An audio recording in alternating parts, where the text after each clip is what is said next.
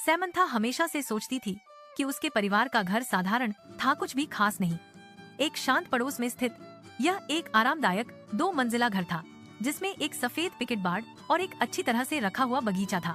फिर भी जैसा कि उसने धूल भरी अटारी में छिपा दरवाजा मिला, वह उत्सुक हुई। वह घुटने के बल बैठी और उसे खींचा। नीचे स्थित छोटा सीढ़ीदार रास्ता एक धुंधले बासी सुरंग की ओर जाता था। दीवारें पत्थर से बनी थीं और एक हल्की ठंडी हवा अंदर से फुसफुसाती हुई प्रतीत होती थी। दिल धड़कते हुए सामंथा सावधानी से उतरी, उसकी टॉर्च अंधेरे को चीरती हुई।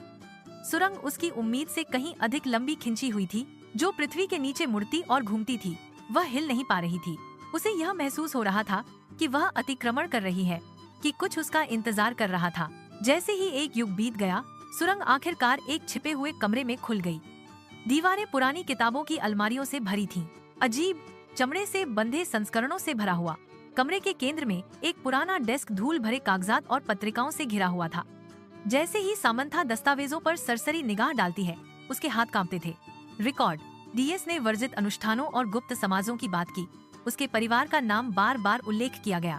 जैसे जैसे वह गहराई से पढ़ती गई, उसे एहसास हुआ कि उसके परिवार का इतिहास गहरे रहस्यों से जुड़ा हुआ था। रहस्य टीएस दफन रहने के लिए था।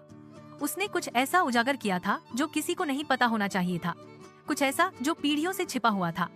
जैसे ही खोज का भार उस पर पड़ा, उसने सबसे हल्की आवाज सुनी। उसके पीछे से आवाज आई, एक फुसफुसाहट, धीमी और ठंडी। वह अकेली नहीं थी।